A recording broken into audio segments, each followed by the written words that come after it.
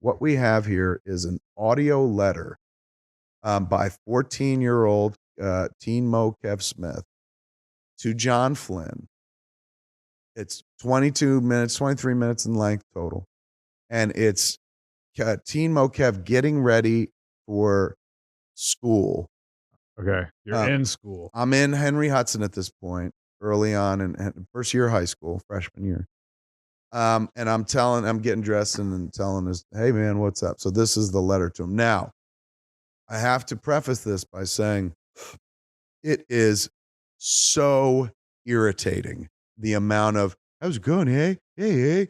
Every fucking statement ends with A. I am so trying to be Bob and Doug McKenzie, but failing miserably because I tend to lapse more into a Malibu surfer and that Muppet who sounds, the janitor Muppet, the one who's like, hey, everybody. I can't do his voice, but I could at age 14. It's fucking crazy. I'm going to apologize for the audio of the quality of the recording. It's a fucking tape, man, an old cassette. But without further ado, man, let me take you on a journey. Let's go even farther back. Way farther back. How far you want to go back? Way back. Jump in the Wayback Machine with me, Scott. Back to the year 1984. The year that George Orwell wrote about.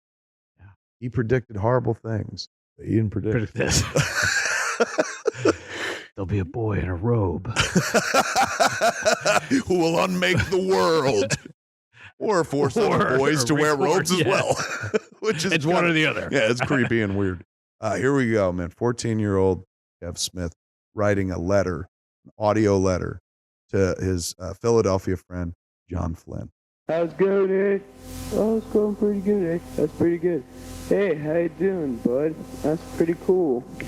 Guess where I am right now, eh? Hey, I'm getting ready for school. Okay.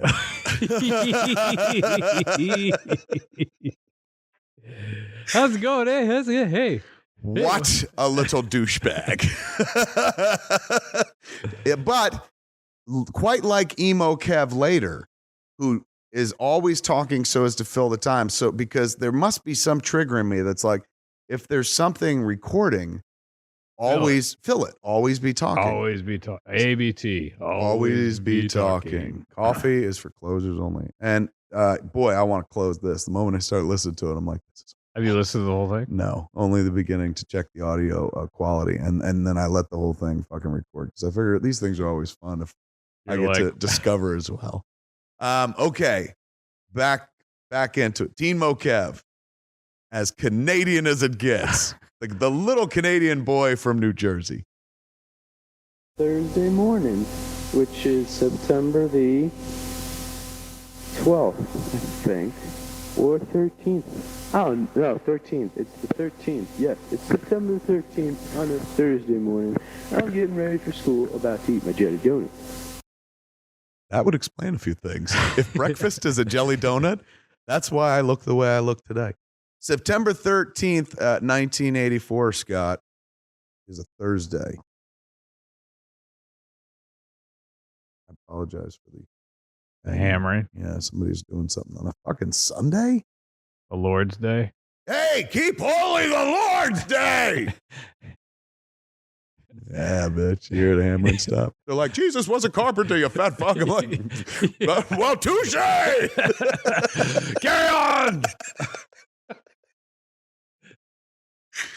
Can you believe that piece of shit? Fucking mythical God was a Jewish carpenter. He's building a cross. Look out the window. He points at it, points at me, and then runs his finger across his neck. You're like, have a nice Sunday. Yeah, I wish you wouldn't do that on Sunday or ever. Please don't kill me. Back to TeenMo Kev. So how you doing, eh? I didn't write sooner because I wanted to write after school started so I could give you a laugh or two, eh?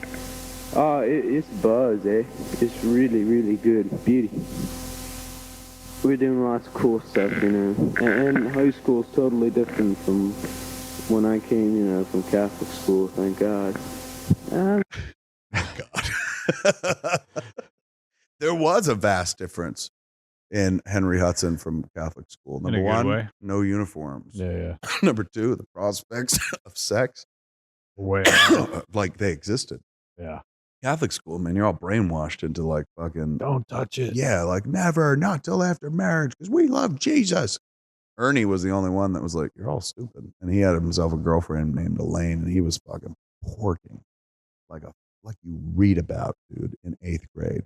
Dude telling us stories, man. He's like, see that rocking chair? I had sex in it. Like he was like Chuck Yeager of sex. He went there first, man. He would tell us like, you could do this. We tried this, blah, blah, blah. And all while we were in 8th grade. The rest of us were like fucking hand jobs and shit like that. And I didn't have the heart to tell him that I had actually done insertion when I was before 13. I didn't want to be like, I didn't, this sounds so fucking dumb. Makes me sound like a goddamn rube, a hayseed, a hick, if you will. Literally. Not literally. I'm trying not to use that word so much.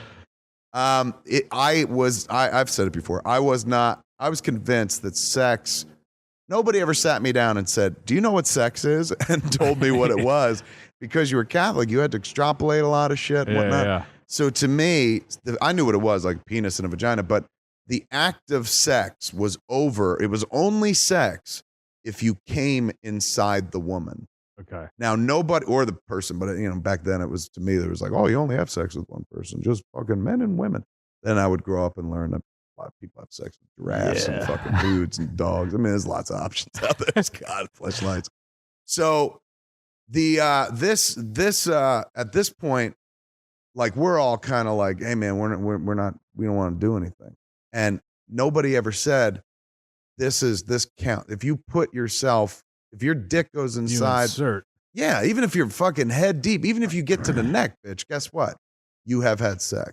Like it all counts. Yeah. Nobody ever said that. So for me, I was just like, I'd been inside. There's 2 girls that I was fucking inside, but I didn't come. And so I was just like, whew. We're okay. I was almost Clintonian in my thinking back in 1982, 83, 84. And I'll be honest with you, like almost up till last year. Yeah, until like 10 minutes ago. And I just figured this out as I was speaking. I think it was about 86, 87 when I realized, or 87, 88. 88 was my senior year when I finally had sex with my girlfriend. Kim and I we'd been abstaining because we were so Catholic and shit.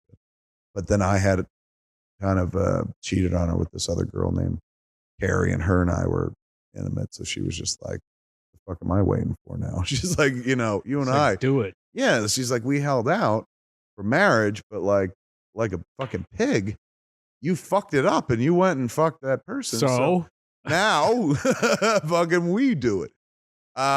So there was... That was your punishment? Kind of. I'm always getting these great punishments, dude. They're like, you piece of shit, go to arts camp. I was like, okay. You cheated on me? Fuck my pussy. That's because I've always been Jedi mind tricking them, man. I was like, it really hurt to have sex. They're like, oh yeah? Well, then you're gonna have sex. It was a weird, magical time when her and I had a conversation. I think it was Kim, who was finally just like, just because you don't come doesn't mean. Yeah, because I was just like, wow, we had sex for the first time. And she was like, well, one of us has already had sex before. And I was like who? Yeah, I was like, wait, who? I'll kill him. That piece of shit. And then I was like, what are you talking about? And she was just like, well, you've already with this one and that one. And I said, yeah, but I didn't come, and that's sex. And she was like 1 year younger than me. And she was like, what? She's like, you want me to tell you about the rabbits? I was like, is this legitimate sex? I was a young Senator Aiken, dude. I had no idea how the human body worked and shit. I was like, legitimate sex. She was like, Kevin, once you're in, that's it. Like you breach, and that's considered sex. For some reason, I associated the act of sex, like, the whole fucking thing from beginning to like, buying her a flower all the way up to fucking naming a kid as like, that's what you have to complete in order to truly have sex. But really breach a little bit and you're fucking there. So, so she was the first one that was just like, no. Like sex is penetration. Period. I was like, oh, I had no idea. Thanks. You're like, Fire. I was like, do you know I fucked a lot then? Yeah. She's like, Do you yes, know how you much fucking pussy jerk. I hit? Oh, shit, man. That was good information. Thank Just you for laying on being the a bed. friend. I'm rubbing my Fucking tits. rubbing your tits. Awesome. Oh, is this me or you? I don't care, man. I'm just rubbing it in, man. It's got to be good for my belly. Good for the skin, right? All them little fishy tails. Fuck. I love coming.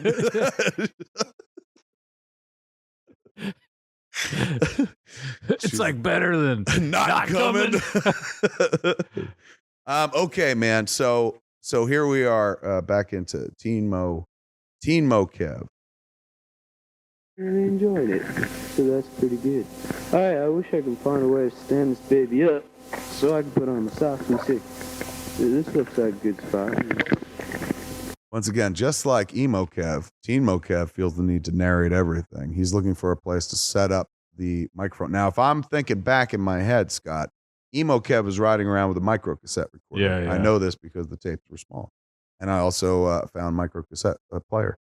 This version, TeenMo Kev, he's working off of an old cassette recorder. It's a rectangle box with a top load. You put the cassette in, had all your buttons, had a speaker in the back, and you could attach a microphone.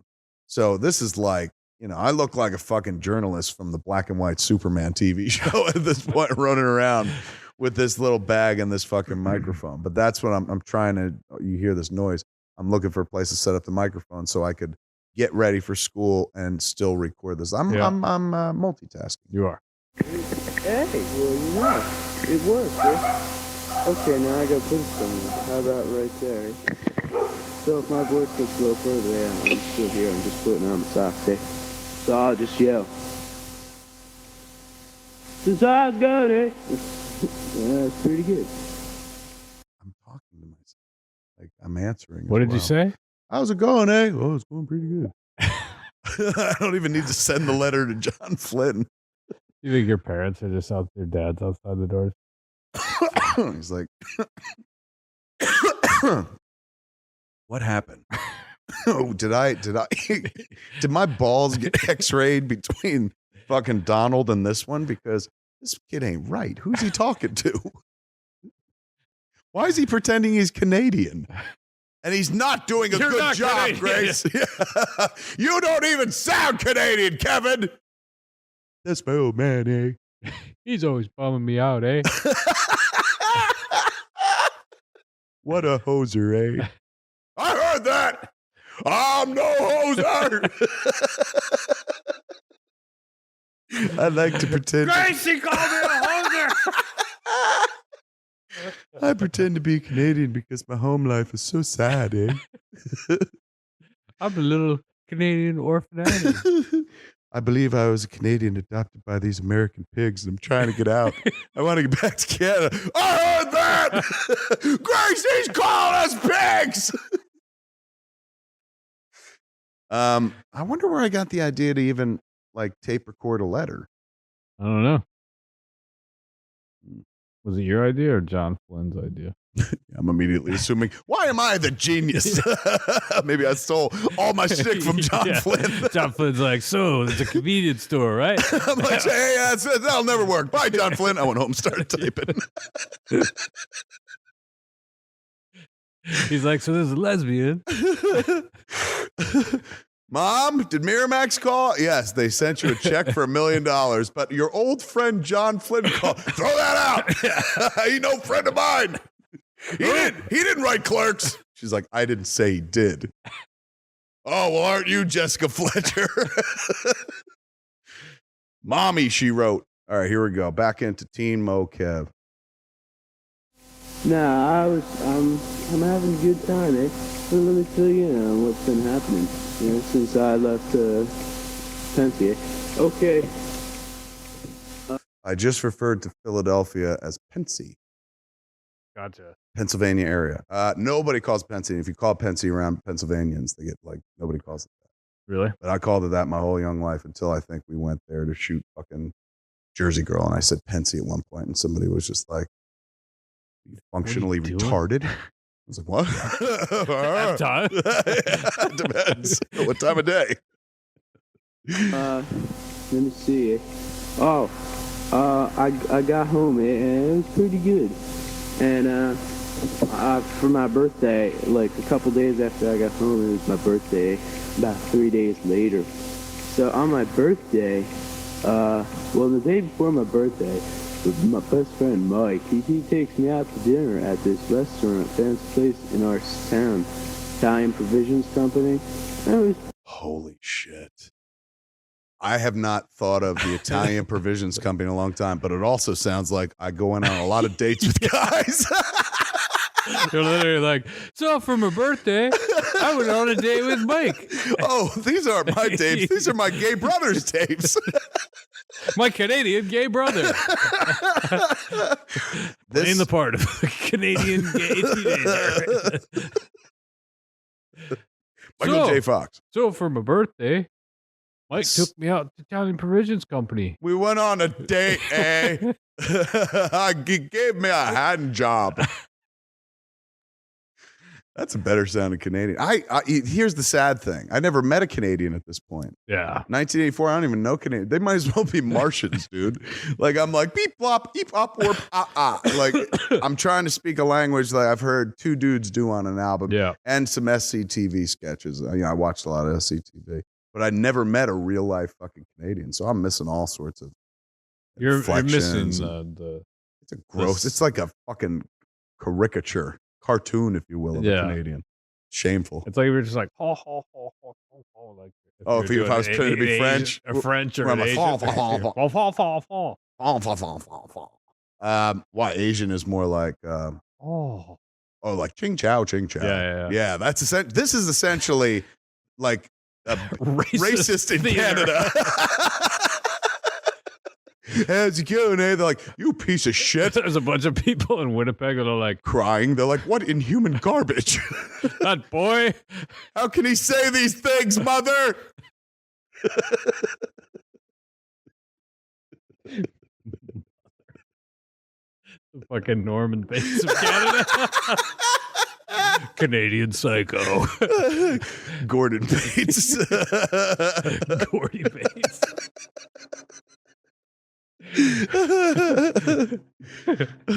Yeah, we've got a hotel room right for you over here. If you'd like, you could take a nice shower, eh? Take a shower, eh? Yeah. You might want to clean up, eh? Yeah. It's our honor to serve you. ONOUR. Like, is that the only difference in Canadian Psycho? Like, yeah, spelling. Yeah. Gus Van Sant only did a couple things different. Why not us? Where would you set Canadian Psycho, man? Well, where was Psycho set? She was in San Francisco in the beginning, in California. And then she leaves, and so she stops somewhere between LA and San Francisco. Yeah. So if you were going to do Canadian version, it'd be on the road somewhere between Edmonton and Calgary. Yeah. Like she's fleeing Edmonton, driving and shit, and she pulls over side of the road, fucking few miles out from the red mine. Yeah. And Gordy Bates is waiting for her. Like, oh, checking in, eh? Oh, you're on your way to Calgary. What do you mean, Mother? No, I didn't get on the first line. Or the second line either, Mother. Well, it's not my fault, Mother. It's the coach. It's better than driving a Zamboni, Mother. I'm sorry, Mother. I could literally, that would be so amazing if that's all, we would just go up there and pitch. We should let's market it. Yeah, they're like, look, what we need from you to do, we got an idea to really fucking shake up the Canadian film industry. Now go with me on this. You know how like the Chinese don't recognize international copyright law? What if you guys do the same thing? What if you guys throw out everything you know about honoring international copyrights, and then we just start making Canadian versions of every cool movie ever made? So it's like, not Friday the 13th, Canadian Friday the 13th. Not Christmas Story, Canadian Christmas Story. Basically, you just do it again here. Yeah. And they can't do shit. What are they going to do? We'll burn their White House down again, right? Who's with me? The War of 1812. Okay, back into TeenMo Kev. This You were just explaining how you went out on a date with a guy. I was just For like your me and Mike were heavy petting on our way to the Italian Provisions Company. That's fucked up, dude. I haven't thought about that restaurant in a long time. It was on the highway in Highlands, right down from OLPH from the church, Yeah. and it was considered like a fancy restaurant. Now that I think about it, though, put through the prism of the truly fancy restaurants I've been in my day, like take for instance the Ivy here in Los Angeles. Mm-hmm.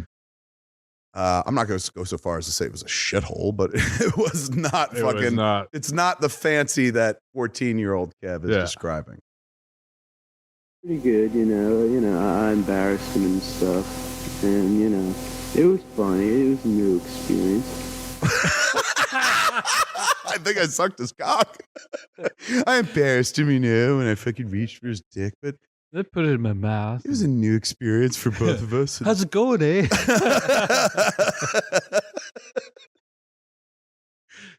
Kev, you keep saying you're Ghanadian. You realize it? Like, no way, eh? No way, eh? Put your dick in my mouth. You want to wear a robe?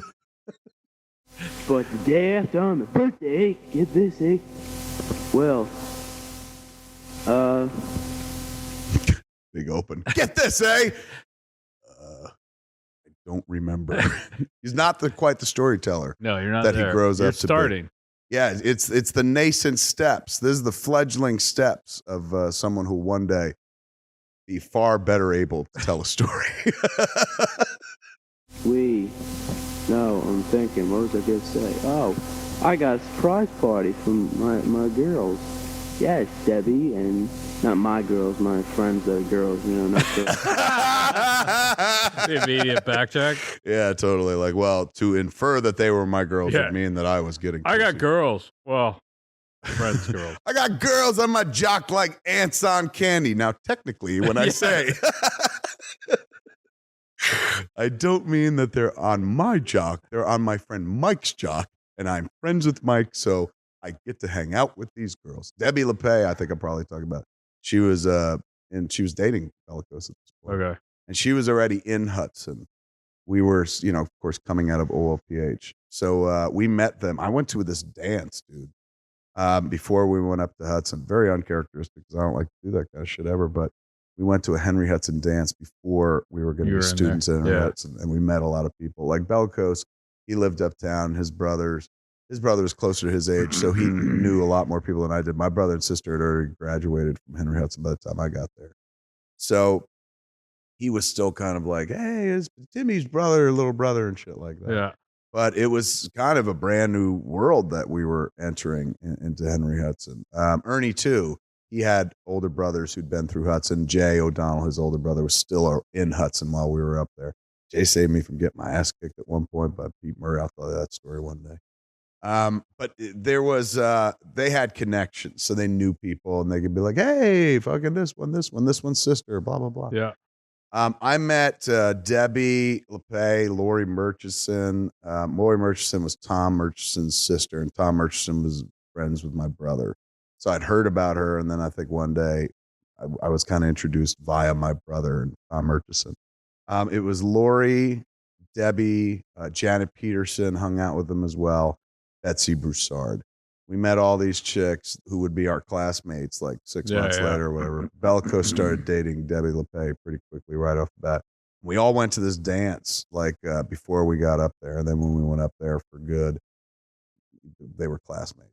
I think Bells might have wound up dating 3 of the 4. Me, years later, thanks to shit like Clerks, 2 of the 4. But back then, I was just the fucking wingman chubby who, oh, Kev, you're a great guy, but stop trying to kiss me. That kind of stuff. So me going like my girls, I guess and God, I hate the fucking voice I put on. Like I put on like, my girl, Debbie. Ugh. I want to find this kid and wring his neck. But when I say the girls, that's who I'm talking about. Apparently they threw me a surprise party, which I can't even. Like, surprise, we're not going to fuck you. Surprise, here's a bathrobe. Go find some dude. Go to the Italian Provisions Company. I will, Debbie. Goodbye, my girl. come on, Mike. Let's go out for a romantic dinner. He's like, I'll stay with the girls. Yeah. You go on, Pengy. Wah, wah, wah. Well, no, I'm thinking, what was I going to say? Oh, I got a surprise party from my girls. I backed up a little. Yes, Debbie, and not my girls, my friends that are girls, not girlfriends. I'll fill you on the girlfriend later, eh? But until then, well, I Oh my God, why did he bury that? Like, don't you think you lead with that sort of thing? Like, I'm getting laid. Not like, I went out to dinner with Debbie. Or like, I'm putting my wiener into another human being. Isn't that amazing, John Flynn? I thought, wow, these knobs forgot my birthday, eh? Jesus, what hosers, right? But they didn't. They threw me a party, with pizza and soda and gifts and everything. And it was really good, It was really dandy. Oh. It was really dandy. That's I don't remember the party at all. No, it wasn't eventful. What was you? If it was eventful, he seemed satisfied, so I'm happy for TeenMo Kev. Yeah. But, Do you remember going out to dinner with Bellico? Vaguely, I do remember going to the IPC a few times. And I guess we didn't do it a lot. Like, I remember going there with Norma, who I dated in high school as well, and I think I was there with family and stuff. So it was like fancy, so it was only a handful of times I was there. So I vaguely remember Bellicose being there for one of them. But how weird, I remember the boy date, but I don't remember my goyles throwing me a fucking partay. So that was good, I had a good time.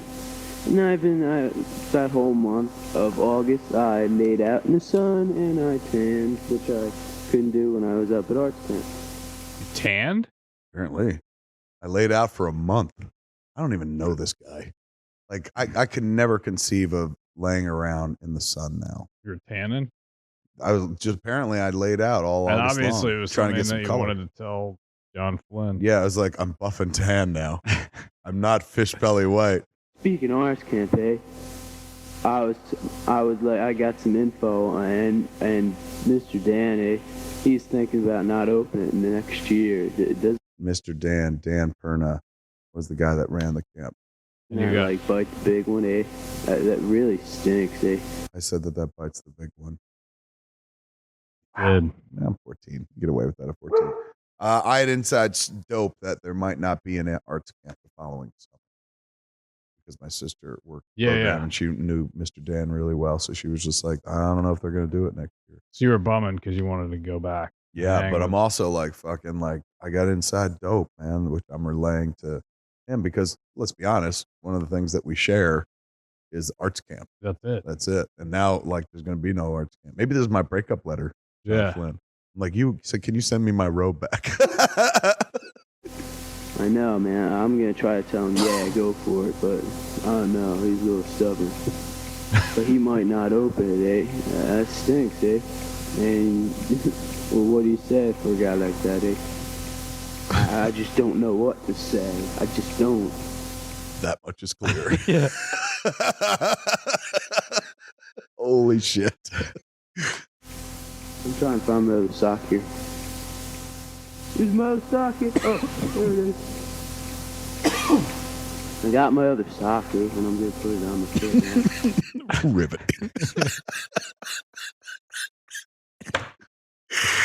A boy who finds his socks. And now, the story takes a turn where the boy approximating a bad Canadian accent cannot. So, it's pretty good. I saw Strange Brew when I came home. Beauty film me. It was pretty funny. Holy shit. That's it? Like, my whole fucking patois, my speech pattern is now based on this movie. And the best that I can offer is, it's pretty good. It was pretty good. Where's the emotion, Scott? Where's the passion? But I was the only one left on the planet after the Holocaust, He didn't let us down. Yeah. There's the passion, motherfucker. Yeah. Now he's dropping lines from fucking Strange Brew. Like nuclear destruction destroyed the whole world, eh? Rush blew That's inaccurate. Only I was the only one left out on the planet after the Holocaust Day. Russia blew up and the U.S. blew up. Russia blew up the U.S. and the U.S. blew up Russia. And they got to a shot of him holding the broken little Statue of Liberty. He goes, Statue of Liberty. And then you hear Father cut wide. Act. You hear his brother go, psst, act. And then you see fucking Rick Moranis pretend to cry. Yeah. One day, while I was driving through the Forbidden Zone looking for a city for my children, I spotted a fleshy-headed mutant in the Forbidden Zone. Fleshy-headed mutant. Are you friendly? No way, eh? Radiation has made me an enemy of civilization. Alpha Base, this is Papa because he had a fucking tape measure. Was his walkie-talkie? Everyone listening is just like, what's the difference between... Oh, God, I love that movie. It still makes me laugh. Nuclear destruction destroyed the whole world, eh? Rush blew up U.S. and U.S. blew up Russia. Yeah, I saw that part. It was pretty good. The little film they made.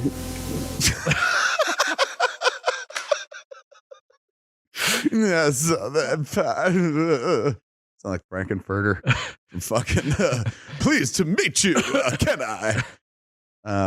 This is it's a little hard sometimes, Scott, to listen to a young version of yourself when you're just so damn fucking corny and stupid. Where he goes, there was nothing left to do. All the bowling alleys had been destroyed. So as I spent most of my time looking for beer. It's not bad. He almost got it right, but it wasn't destroyed. It's wrecked. Yeah. All the bowling alleys have been wrecked. So as I spent most of my time looking for beer. And that's when, one day, when I was looking for a nice city, with flesh-head music. Yeah, it was pretty good. But, hey, guess what? You know, in, like, Pennsylvania, I like seeing a little graphic equalizer. Aha, I'm interacting with the graphic equalizer. So I'm realizing that my voice isn't like that. It's a low recording. Hopefully from here on in, I move closer to the mic or something like that. Because now I'm aware that Of what audio recording is? yeah, that you need to be near the recording device. In Pennsylvania, I'm like Doug, you know. Instead of Bob, I'm Doug. You know what I mean, eh? And here in like Jersey, I'm Bob because I'm better at it here than Mike is, eh? Interesting. So there in Pennsylvania, Excuse me. there in Pennsylvania, I play Doug. And John Flynn plays Bob, which makes no sense. Well, I guess it does because he was smaller than me. And back in Jersey, in Highlands, it's flipped. You play Bob. I play Bob because I have to be the leader. I guess it was okay. John had enough chops, John Flynn, for me to be like, go ahead, you lead. Yeah. I'll play second banana. Whereas when I got home, that wasn't the case with Michael Bellicose. Apparently, if we were going to do this at all, I had to lead. He wasn't going like, can we sit around and pretend to be Bob and Doug McKenzie? That was more my thing. So I was going to have to initiate it. So in that case, I would be like, oh, I'll lead. And he was like, yeah, please do. Because I don't have any Just like the bathrobe. You're a hard guy to be friends with, Kev. I don't know how to put this. There's a lot of doors that a guy's got to pass through to hang out with you. Cause I go real high, eh? And I can do his voice, eh? Like give him jelly donut. That's me doing Rick Moranis. Yeah. We're real sorry, eh? We didn't mean it. So I'm Bob. And for Halloween, that's what we're being at. I got the flannel shirts and the earmuffs. I'm going to get the toques pretty soon. Which, by the way, you know, I can't get my hands on any Great White North albums. It's really pissing me off, eh? But I've seen they have Strange Brew albums, but I want a Great White North album. So I don't even have the album at this point. So Scott, I may take it one step further back, retcon my origin just a tiny bit, and say that John Flynn might have been the guy that introduced me to the Great White North album. Wow. Because when I got home, as you hear in the recording, I'm talking about not having it. But you saw the movie. and so being into that album, I guess Strange Brew was coming out soon. So when I got home, I was like, hey, I finally saw the fucking Strange Brew movie. Wow, man, that's kind of interesting. What's really weird is like I'm right now in Canada. I'm trying to get landed, I want to become a part. I want to become a Canadian citizen. As well. Yeah. I want a dual citizen like Scott. So you go through a process as an American to do that, and it's called being landed, and that's the halfway step to citizenship. Yeah. So I'm now starting to fear that if anybody in Parliament hears this, in Canadian government, if a PM of some sort were to listen to this gross caricature of the Canadian voice, they might just stall be your paperwork. Yeah, they're like, put it at the bottom. Yeah, there's no fucking way that kid's coming out. So I was gonna ask you if when you like write back and stuff, make it before October, so and send me that order form that was in the Great White North album, because I want to order some toques, So for those listening who are like, order form, because we live in the internet world where you could just point and click and shit. In order to send away for the album, you had to grab, and again, copy machines weren't even all that available as well. So I would have had to cut out the certificate to order a toque from the, they had like a J and Bob merch thing. Yeah. So all that, you could see the seeds, right? Yeah. Albums, people talking to one another. Hey, let's sell fucking merchandise and blah, blah, blah. All of it. We are the sum total of all our experiences. Yeah. And apparently a lot of my experiences involve young boys in bathrobes, Scott. And flashlight fights. Yeah, like hit me with your flashlight right in the mouth. Yeah, those graphic equalizer goes up and down. You see my voice, I'll watch it go. I could see why our friendship fell apart. John Floyd's probably like, I ain't got any time for this. Dude's in love with his own voice. Nothing's changed. Get this, There was this girl I'd always liked, since 6th grade, but she went to a different school. She had a lot of family problems, but, she came out smelling like Brew, but...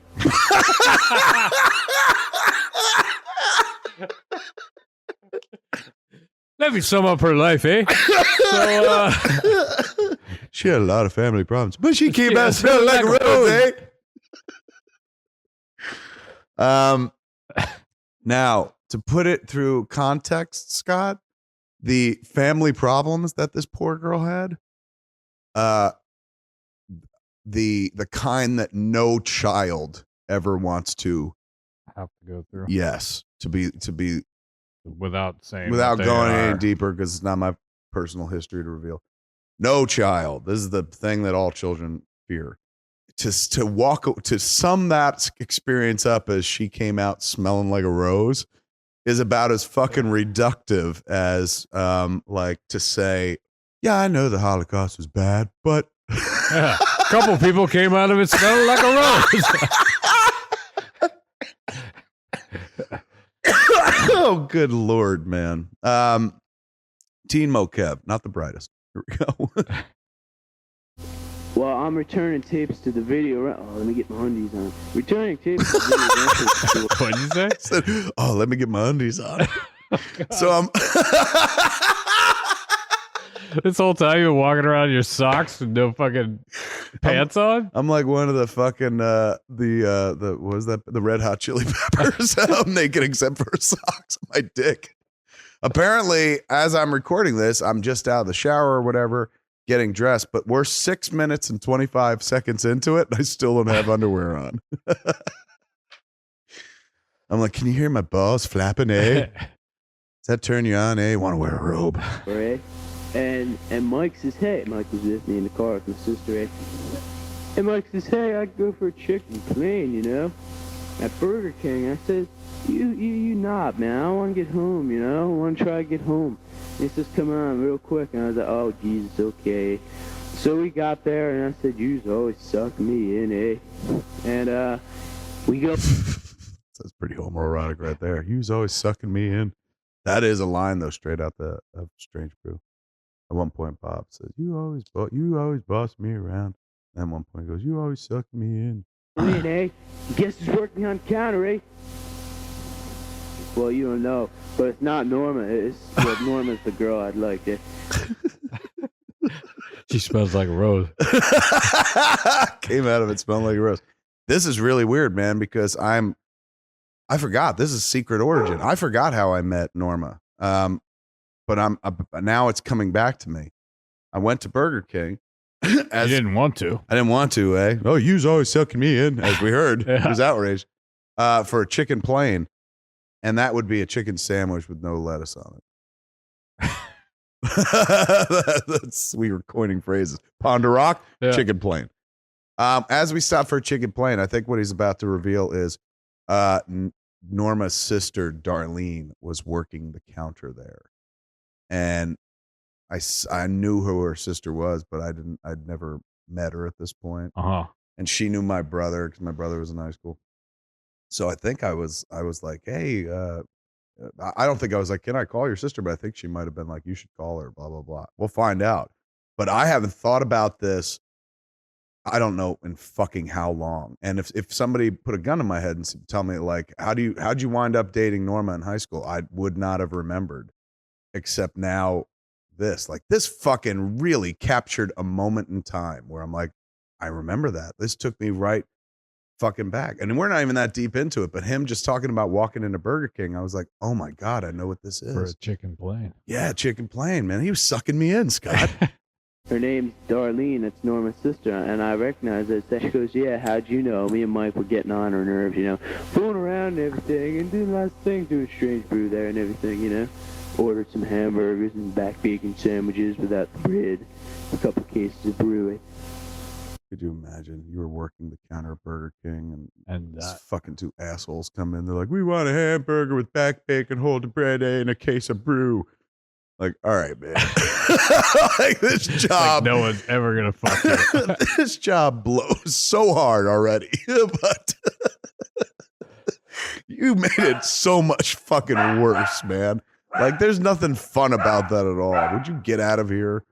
But eventually, I suck out Norma's phone number from there, eh? So that night, what do, eh? I call her up out of the blue. She doesn't even know me. Got into a good 2-hour conversation that night, okay? Holy shit, dude. I didn't remember this. It's coming back to me now, but You get her number from her sister at Burger King, and I fucking cold called her. And I'm a kid coming out of like OLPH, dude. I wasn't like the fucking guy you know today, which now that I think about it, isn't even that cool. Yeah. But back then I was even way less cool. Like, this would be one thing. Like, if Ernie had gotten a fucking number and called, that would make sense. He was that kind of guy.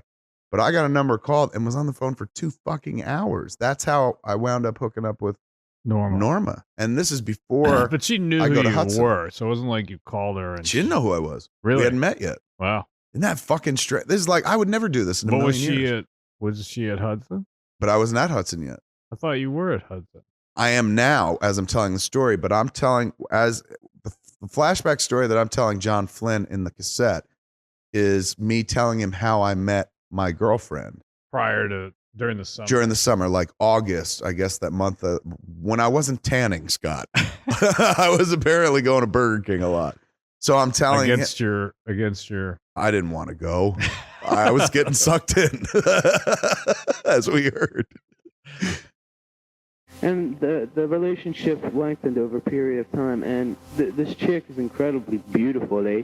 She's like the beauty, real beauty, eh? She was gorgeous. I remember saying it was an insanely attractive girl. I'm a Way out of my league. But that taught me something. Taught me that the gut doesn't necessarily get in the way. That was where I learned to eat pussy and to fucking concentrate on the clit, because I knew I didn't have the aesthetic working for me, and I knew I had to keep her attention for as long as I would have it. And believe me, it wasn't long, man. She was fucking on to, I think, like, she started dating Chris Harper before we ever broke up or something like that, because he was thinner dude and stuff and way more interesting than I was. He was metal. I was just like, fuck you. Well, that's who I was. You're hearing Yeah. it. Would you fuck him? What? I ain't metal enough, eh?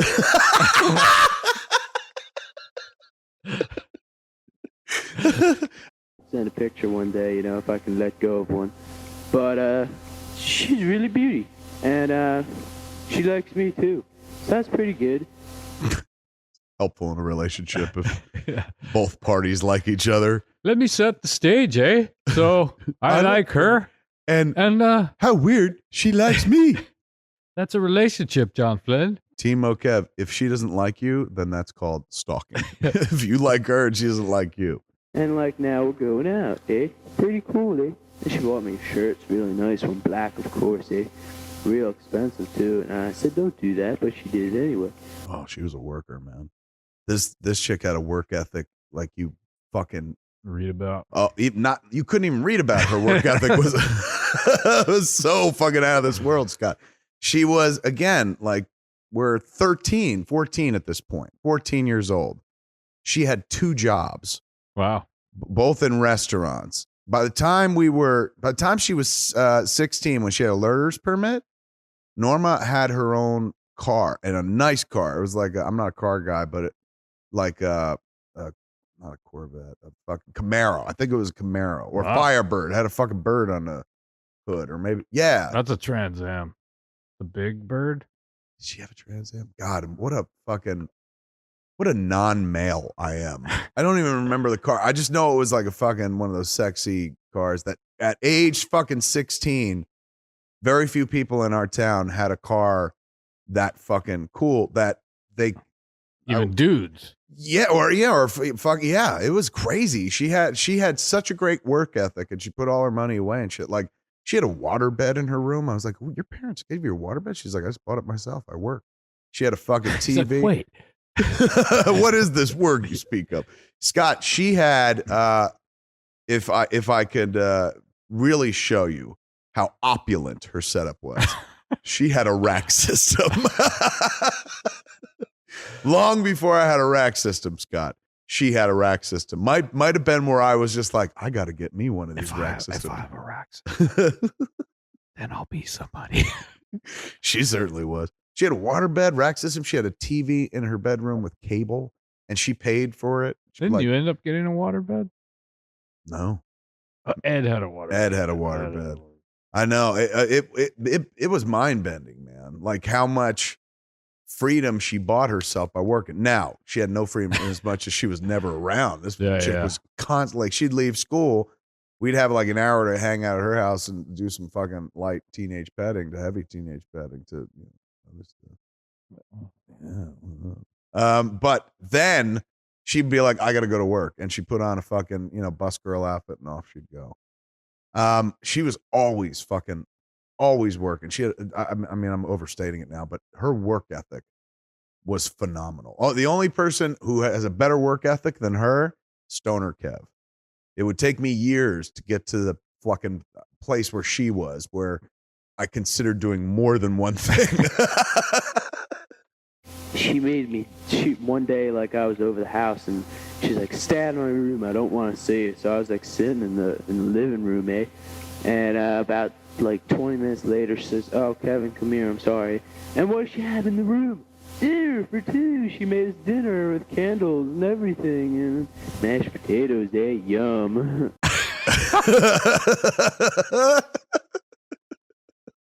So there's a hot girl in there, but there's mashed potatoes. Yum. Wow, man. This is a 14-year-old girl. Like, made you dinner. Maybe in her bedroom. And also set up a fucking thing where she's like, sit out in the living room. And made me think I was in trouble. And then was like, come in here. And fucking she's had dinner set up. That was nice. It's a high bar, man. Yeah. Gotta tell you, I've been married 14 years. I'm not pointing any fingers, but I'm pointing a finger. I mean, nobody ever told me. I get told to sit outside the room a lot. Yeah, you're like, but no dinner after that. And you have that expectation. Like, it's been 20 minutes. Here I am. Oh, you're asleep. You making dinner for 2 in there, everybody? She's like, stop talking like that. Man, it's pretty. I don't know. Like I got it. My kid. All right, think about this. My child is 13. She's a year away from Less than that now. In June, she'll be Norma's age. 14. That would be like me letting my daughter make her boyfriend dinner in her room, and they had dinner in her room that had a water bed and a rack system and a TV. But I mean, it's not like But it would be like if you walked in the house and you saw a kid sitting there like, hey, why are you out here? And that kid was like, oh, how's it going, eh? I'd be like, what the fuck? Get out of here. Where'd this fucking Quebecer come from? That's weird to think about. I'm now, my kid is 1 year away from this guy. Yeah. Like she's less than that, less than a year away from 14-year-old Kev. And I know what 14-year-old Kev was doing. Look at fucking burying it, put dude, it in to the balls. And not knowing what he was doing. Not at all. Burying it to the balls, still not calling it sex. Someday we'll have sex.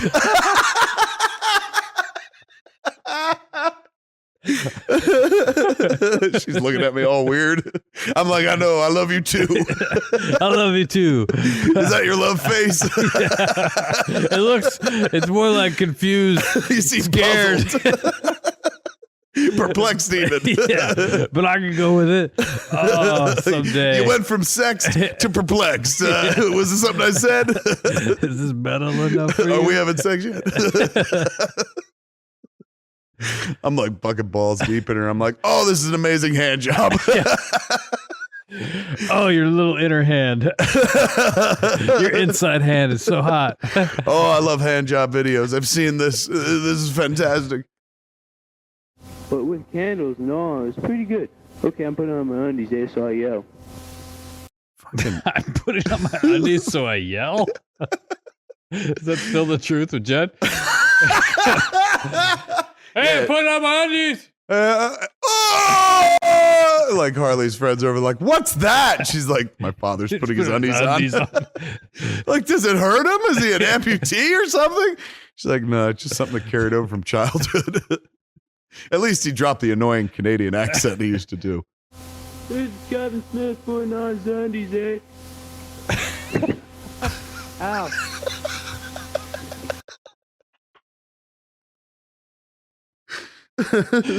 This Kevin Smith put on his undies, eh? That's my battle cry. You know, like the Thundercats are like, thunder, thunder, thunder, ho, and shit. I'm like, this Kevin Smith putting on his underpants. How? I chafed myself putting on my fucking undies.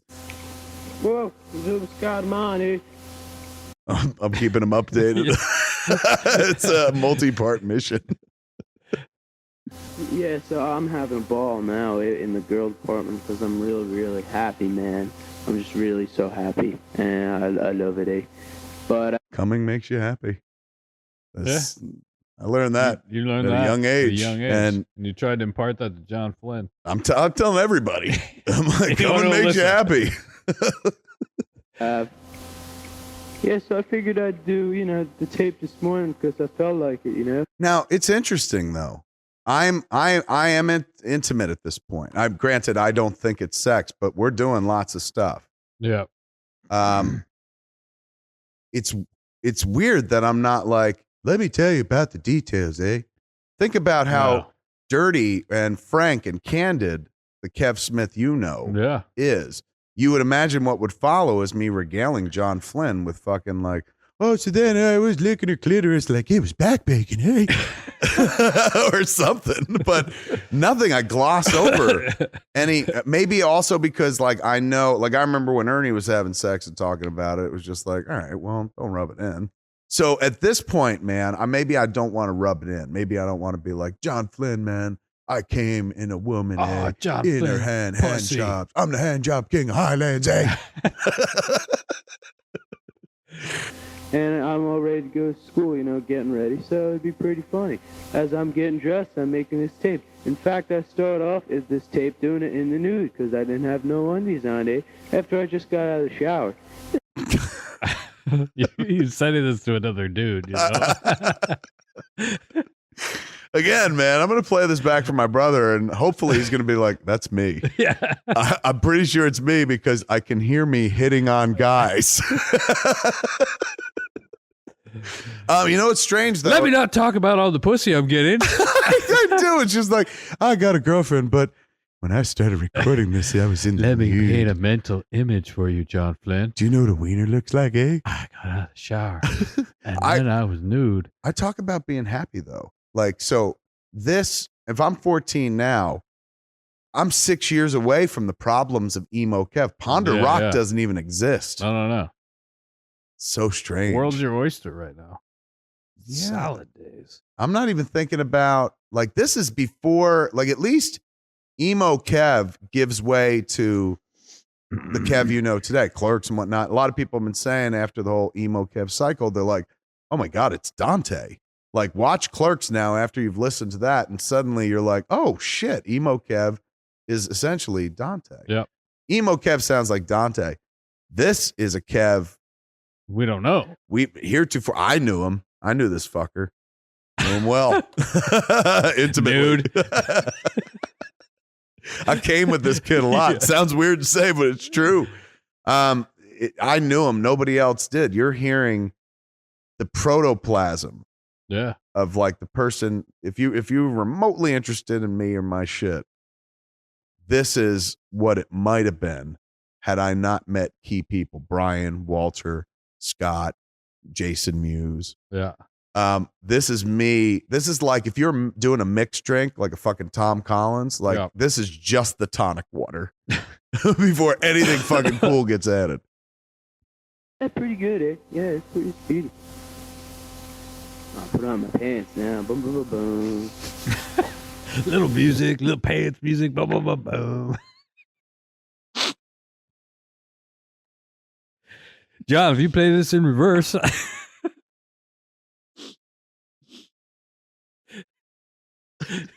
And then you'll also hear a solicitation from a 14-year-old boy.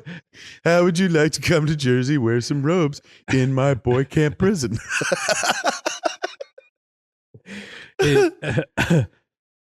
I sound Did like you listen to John's tape? And he was just like, Stop I'm not hitting on doing me. It's Dear his Kev, dad.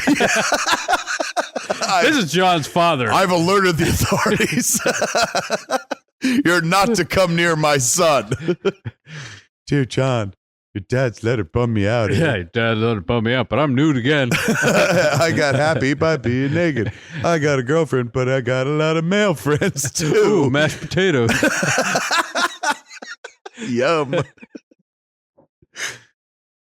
Yeah, I like public high schools, eh? You wear anything you want. I've gone in black every day, eh? Oh, check that out. Yeah. Yeah, because my whole school life up until then, it's been one outfit. And now you're basically like, I can wear anything, so I wear black. And ironically, I grow up to be, I'm so happy. I'm like, no, I can wear anything I want. And then when I grew up, I just picked a different uniform. And I remember fucking young Kev always being like, I hate having to wear the same outfit all the time. And that's all old Kev Why do you does. wear the same outfit all the I time? want to go back in time and be like, shut up. Clothes on. The same clothes. Put your clothes on. Dumbass nudist. Mom, who is this, hey? Stop talking Canadian. Not like that. Started September 5th. I bet that's when you started, eh? Unless you had asbestos problems, eh? And you couldn't breathe and you got cancer. Environmentalist Kev Smith. He cares about you. Henry Hudson was delayed by a few days because there was an asbestos problem in the school. They found asbestos and they were pulling it out. So they weren't quite done yet. I guess the fucking dust hadn't settled or whatever. So they delayed our opening. I have vague memories of that. Because I remember that because that was like when you entered school. I didn't know as many people as like I said before, Mike and Ernie, they had brothers who were in school at the same time. So, you're looking for fucking conversations. So you're like asbestos, right? Yeah. It's fucked up. Right. It's crazy. Hey man, you wear robes? which is pretty bad. But besides that, life's been going pretty good. And how's life going with you? See Brian any? Yeah, I'm gonna write him soon. Maybe I don't know if I'll maybe make a tape. Problem is, there's never any time. No time. This guy's busy. I heard his life. He's tanning. What are you talking about? He talks about I was on the beach on August day, but now he's suddenly so cosmopolitan and busy. He's like, I don't have time to write. I got no time. Brian Lampkin. That's who I was talking about, Brian. Yeah. If I'm not doing homework or hanging with Mike, I'm always constantly with Norma. It's incredibly fantastic, but it's just great, man. But, I hate how... Why did he say but? He's like incredibly fantastic, but it's just great. But I don't have time to make audio tapes in the nude. Apparently, I set aside 25 minutes this morning. No time. So this is my only time in the morning. Unbelievably, eh? I sound like a stoner. I'm like, this is my only time in the morning. Hey, man. Hey, bud. Let's party. Oh, let's see what else has been happening, eh? I'll look around the room and try to see. Hey, do you know Neil's address? I didn't get it. I got his phone number for here in Pensy, and that was it. Pensy again. Neil was another kid that we went to arts camp with as well. I never got his address in Cherry Hill, and it's really getting to me, eh? Cherry Hill, New Jersey. It was just outside of Philadelphia, which is not too far from Cabrini, where we went to camp. Putting on my pants, so I yell, so I don't know if I can write it without the address, eh? Of course you can't without the address. TeenMo Kev, don't be ridiculous. I'm still trying to figure out if without his address, I could get him a letter, eh? I'm just getting underpants and pants down to a science, eh? So I'll have to try to find it, eh? Oh, jeez, man, get out of here, cat. Take off, eh? I got pictures back from the college, eh? And my sister, I didn't know she took a picture of me and you when we were doing the sketch, eh? With Blampkin there. Previously mentioned. We brought on Brian Blampkin as our third brother, Gordy, or something like that. I forget what his name was, but probably Gordy. Bob and Doug McKenzie, maybe Gordy McKenzie. It's pretty cool. We have, Coke in our hands. And I made a photo album. I put Pensy in it from the arts camp. Lots of pictures of everyone, eh? Real beauty. But, yeah, I'm going to put that in on a special page, eh? Bob and Doug. In my photo book, I made Bob and Doug narrate the first half, eh? Little B and D signs, and then they would talk, eh? I thought he said married.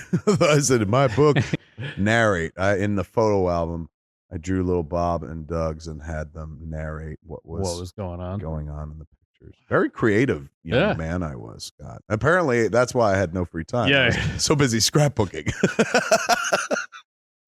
It's beauty. So let me see, what else can I tell you, eh? I'm going to move the microphone up here while I put on the pants so you can hear me better.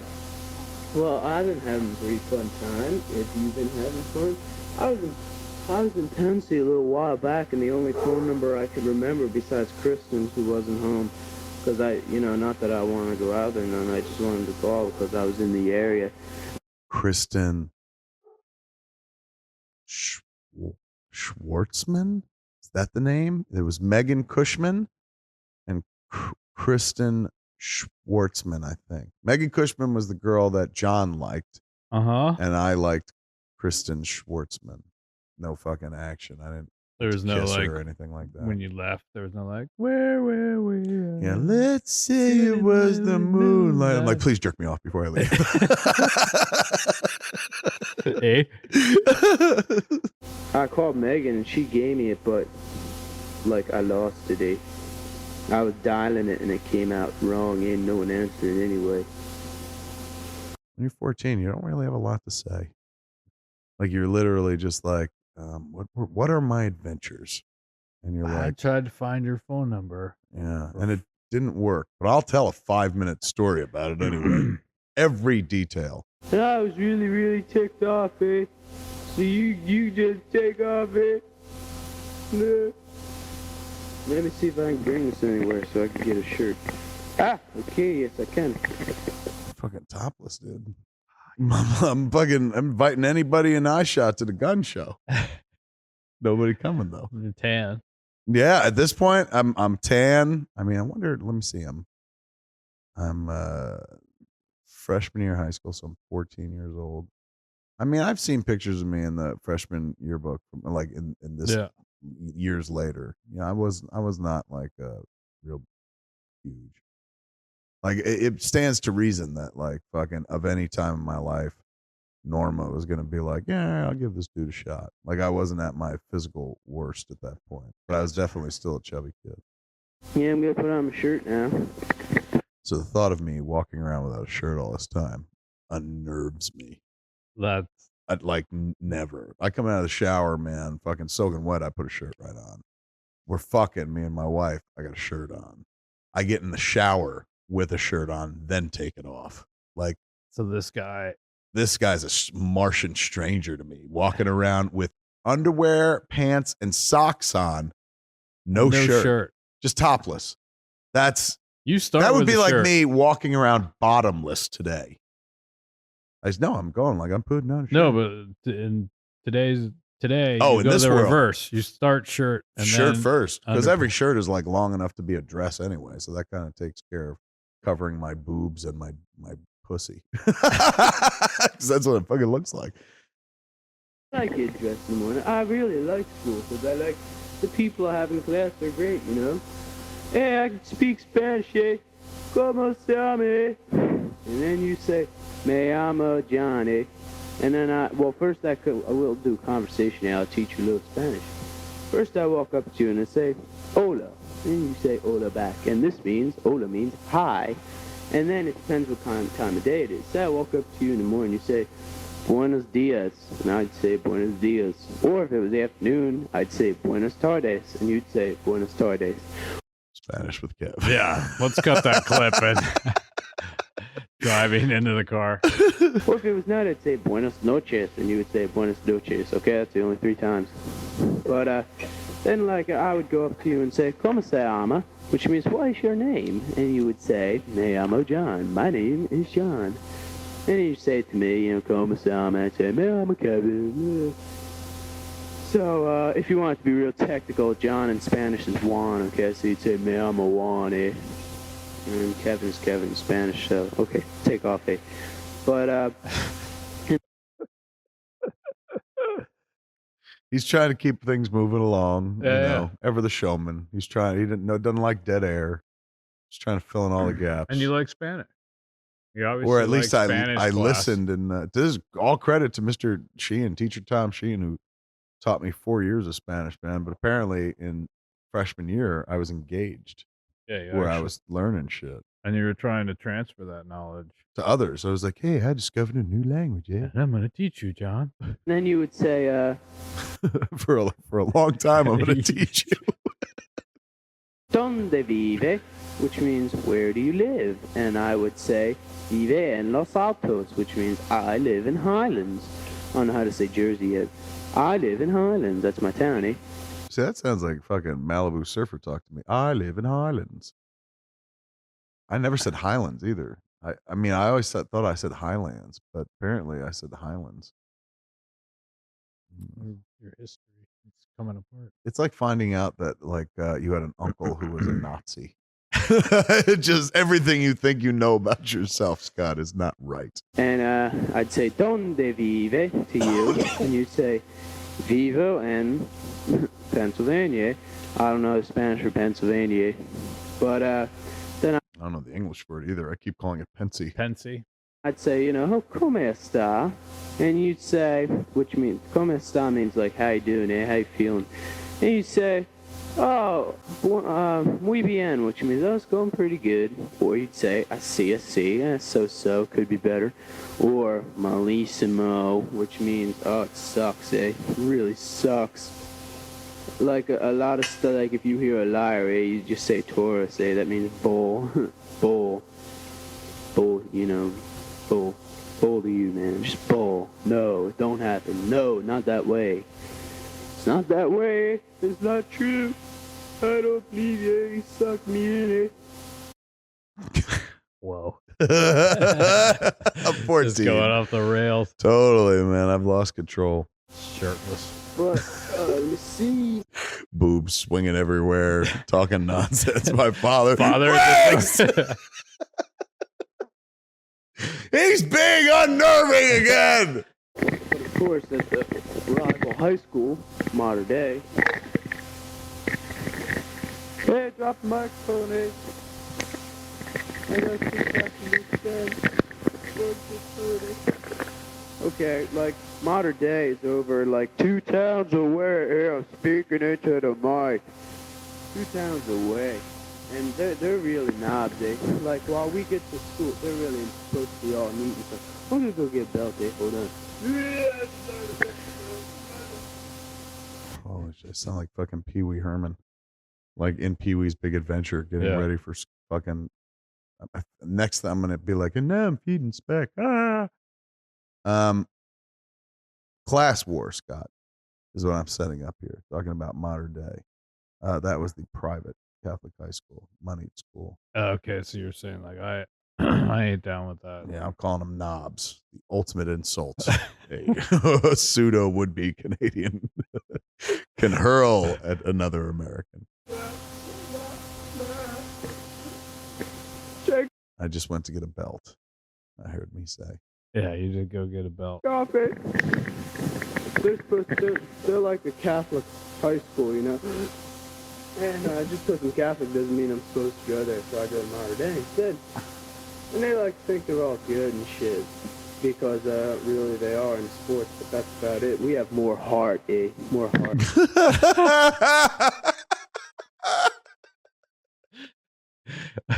They think they're all good because they're good at sports, because they are. But we've got heart, Yeah, they win. We got heart. What I'm trying to say, John, is victory's overrated. No talent, nothing but heart. 100% heart, 0 talent. Beauty. So, like, well, I have to get up at 6 every morning, so it's about 6:30 now. I'm doing this. Yeah, the clock says 6:30. Oh my Lord, my kid gets up at 6 every morning now to go to school. So, wow, I don't remember. Yeah, I guess I got up pretty early. I don't remember. what are we? 2012. This was 1984, so 28 years ago. 28 years ago, I would get up at 6 in the morning so I could go to school. 28 years later, I get up at 6 in the morning to see my kid off to fucking school. What time does her school start? She leaves here at 6:45 to catch a bus, and I think like school begins at like 7:30. It's a little bit of a bus ride for her. But man, how fucking weird. Life has flown by, dude, to the point where now I have vague recollections of recording this, or at least the era, certainly the era. I've pinpointed it down to the beginning of my relationship with Norma and stuff like that. 28 fucking years later, not much has changed. I want to be Canadian. I record myself talking all the time. Yeah. And I get up at 6 in the morning for school. Just I don't have to go anymore. It's fucking weird. And again, the fact that I'm 1 year, not even a year, 6 months away from Harley at this point, fascinating to me. Big hands aren't well not in depth, but let me see, eh? Just suck me in. Like, I get up at 6 and shower and everything, get ready. And I have to be up at school by 7:45, right? No. Damn it. No. 7:45, yeah. My first class will start 5:08. You know what I mean? Beauty. Yeah, my first class starts 5:08. 5:08, Scott. I don't know if you heard me say it a number of times. I think I finally have an idea of what your schedule is. 6 a.m. I'm getting up to get any showering done. And then I walk to school. Like the first whole year, freshman year is probably why I looked good, man. I was thin. I would walk to school, like, which was up 2 fucking hills to go to Hudson. I'd walk from my house up to Bellicos's, and then me and Bellicos would walk from his house up to the high school. So, you're talking about walking a good like 1.5 miles or something like that every morning, 5 mornings a week. And then if I was running really late, like, my mom would give me a ride or something like that. But I never took the bus. Never once did I take the bus to Henry Hudson. I don't know why. Like it was kind of discouraged in our house. My mom was just like, "You can walk to school. You don't need to take the bus." And not because I was like a little butterball. I guess she was afraid, like, you'll get beat up on the bus. Listen to you. Buses are horrible. You're half a girl, for Christ's sakes. We listen to you in the morning, shirtless. Tell him, Grace, it's unnatural. Which is English and stuff, which I'm good at, eh? Because I'm a writer, eh? Oh, What? I'm a writer. I identify as a writer at age 14. You've declared your. I guess. Let me see. What context is that? It's English and stuff, which I'm good at, eh? Because I'm a writer. English. Start 5 of 8. You know what I mean? Dude. Yeah, my first class starts 5 of 8. Which is English and stuff, which I'm good at, eh? Because I'm a writer, eh? And I'm in that class with Norma, so, you know, we flirt. Eh? By we flirt, I meant I flirted and she tolerated. She was not much of a flirter. No. At least with me. She flirted with others. Yeah. Which was irritating and hurtful. But, you know, there's time for flirting, there's time for serious learning. And the time for serious... Hey, John, I don't want to, like, let me pull back on that, eh? I don't want you to have the wrong image of me. I'm, you know. Look, I have as much fun as the next guy, but there's a time for learning. There's time for flirting. Let's hear that again. Words of wisdom. The writer, the self-professed writer, is going to drop a little wisdom on you. Words to live by. You know, there's time for flirting, there's time for serious learning. And the time for serious learning is almost never, eh? What was I saying? Eh? Oh, so I get to school. Hey, I'd still do that. Maybe I'm not falling into potholes. What was I saying, eh? Like I'm 14 years old. I won't see weed for, let me see. First time I smoked weed, I was 18. So it won't be another 4 years before I smoke weed, but I fell into a pothole right there. I may not fucking have me going, what was I saying? May not have as much to do with smoking weed as it does to do with. You're trying to go forward all the time and you can't necessarily retain the thread. Yeah, because like the stories get so unwieldy at some point that I'm like, where was I? What was this about? Blah, blah, blah. I mean, don't believe me. The weed doesn't help, I'm sure. But it's nice to hear that even 14-year-old Kev loses his place. And he ain't talking about like anything, Scott. His underwear, Spanish 1. These are the things that kind of captivate him. Pretty good. Yeah, but modern day, they get buzzed. They have to get up to 6'2". They get buzzed over if you live in Highlands, because it is about 2 times away. I'll give them that much here. And, you know, they get croissants when they walk in and, you know, roasted duck. And Can you tell that I was raised in a lower middle class house where I'm just like, those fucking assholes get croissants. Meanwhile, like the exact treatment that I'm railing against as TeenMo Kev is pretty much the way my kid goes to school every day. Bus, croissants, duck when she comes to the door. I mean, maybe not that big deal, but it's crazy, man. Her lunch, like every once in a while, like Jen's ordering lunch and she's like, can you believe this is a lunch selection menu? Like fucking lobster bisque or fucking something like that. And you're like, yeah. Like we were happy to get mashed potatoes or a fucking cookie. Yeah, I just remember there was like pizza, those square pizzas, the rectangle shots. Yeah. The Elios, they break apart and fucking cook it in slabs and shit. Here's some breading. Here's nutrition. It really wasn't about. I mean, seriously, now they go out of their way to be like, you know, this is here's some fruits, here's some vegetables. You got to get a fucking balance in there. It can't just be prepackaged food. I think we had milk and shit, but I don't remember. But that was it. Milk was the only mandatory. Everything else was like, it could be utter shit. It was like, just put something in their stomach. Give them cardboard if you have to. Anything to keep them learning. Little caviar and a little piece of crackers. You know, little saltines.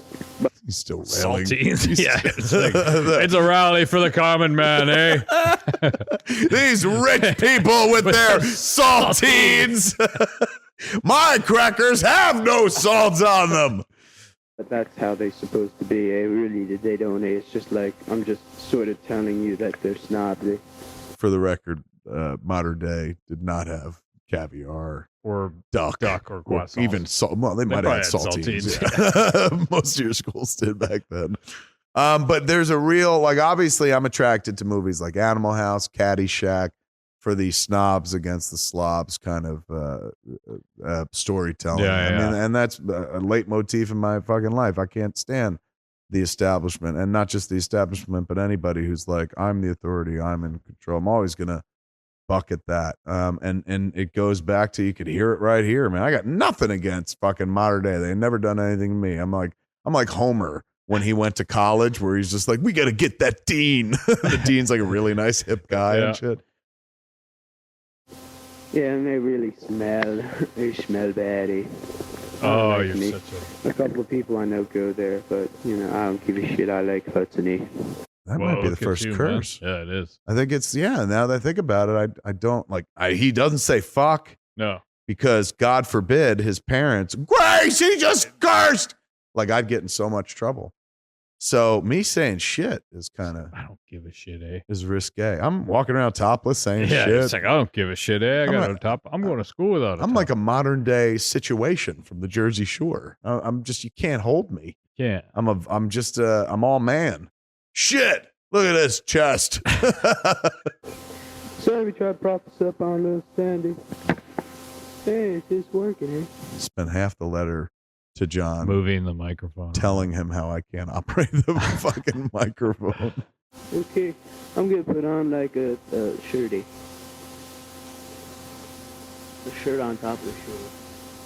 Ah, A shirt on a shirt? layers, dude. Even then. Gotcha. Daddy, daddy. Come on along, I'll take you to Lullaby, Broadway, Downtown. Oh my God, he's singing show tunes now. He's topless. Grace! He's on show tunes now. Anything goes. He's singing Grace, the Lullaby of Broadway. Make him put a shirt on!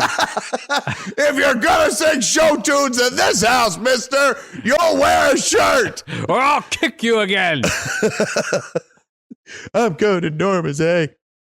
She's got a waterbed and she understands me. Lullaby, Broadway. And the center of it all is druggies and the porno theaters. Oh, fucking, What did you say? I say, and in the center of it all are the druggies and the porno theaters. A little fucking satirical humor there, Scott. A blunt edge, but an edge Are you nonetheless. singing a made-up song? Well, I'm singing the Lullaby of Broadway, and what I think I'm singing is a variation of. There is a song called the Lullaby of Broadway, of course. Yeah. But when I was a kid, there was a commercial for a hotel called the Milford Plaza, and so they would sing the song in the commercial, like "Come on, and tell her to the Lullaby of Broadway, the hip hooray and the ballyhoo, the Lullaby of Broadway," and in the center of it all is the Milford Plaza. So. Yeah. When I was a kid, that was that song to me. And the first time I ever heard the Lullaby of Broadway outside of that context, I was so like, well, this must be the cut You're singing version. along, going like, at the Milford Plaza, right? Like, this kid in a robe is hitting me up and wants to take me to a hotel, I think. And he's singing show tunes. So clearly he wants me in his mouth. That fucking pederast show would have had a fucking field day with me, man. Yeah. They could have used me as human bait left and right. It is, that's what I'm singing, a variation of that song of the Milford Plaza commercial. Cause it ended with like, the Milford Plaza is the lullaby of all Broadway. Yeah. But I'm saying, instead of saying, and in the center of it all is the Milford Plaza, I say are the druggies and the porno theaters. Because as a young Catholic, that's all I was told was in New York. Like my parents, we didn't go to New York. We went to like once to Radio City Music Hall to see the Rockettes when we were kids. And then we didn't really, even though New York was fucking 45 minutes away, dude, it wouldn't be for, another 10 years before I would go in, and I would go in with my friends. And I was like, why the fuck didn't we ever come into the city? Because my parents were like, there's nothing up there but druggies and porno theaters. That was the New York that they painted, like the New York of Taxi Driver. Yeah. When I saw that movie Taxi Driver years later and shit, I was like, oh, this is what they were talking about. Yeah. But like, I never fucking saw that. They took everything they knew about New York from Taxi Driver, maybe. But they were raised in a city too, up in Newark. in New Jersey. That was before it became kind of the Nork that most people know it as today. It was pre-Nork riots. So to them, like, most people be like, fucking druggies and porno theaters, man. You're describing fucking Nork, you piece of shit. But back then, New York was fed to me as that. And to be fair, if you look at the movies of that time, the 70s into the early 80s, it was more reminiscent of that than it like the version it is now. Absolutely. Like now, if you go into Times Square, it's like fucking Universal City Walk, colorful, bright, fucking no crime because there's a massive police presence.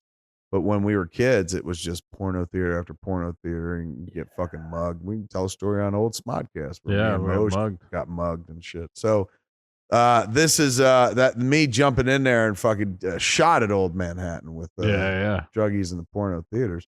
Very lame, tame satire, but satire nonetheless. He's trying. Baby steps. He's learning to walk again. Like, I keep wondering, like, it would just be amazing to have like footage of what that dude John Flynn thought when he was like his face the whole time.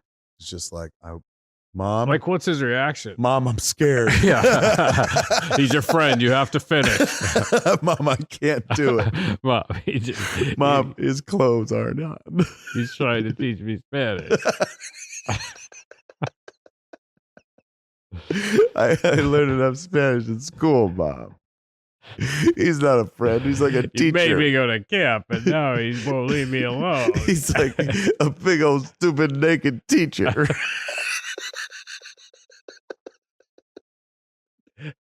I hate him, Mom. I hate him. Don't make me listen. You're going to listen. You have to listen. Why? I don't know.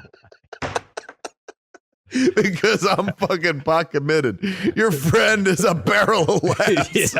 This shit's riveting. See, let me explain, John. I'm not laughing with your friend. I'm laughing at your friend.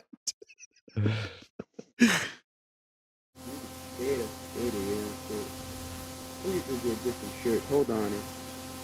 This guy's having a lot of troubles picking a shirt, man. How long does it take somebody to get dressed? We've been doing this. I don't know. For the basics, Scott. Socks, underwear, pants, and a shirt. Even I'll throw in a second shirt. How long do you think? I mean, 10 minutes. Okay, 19:15 we're at.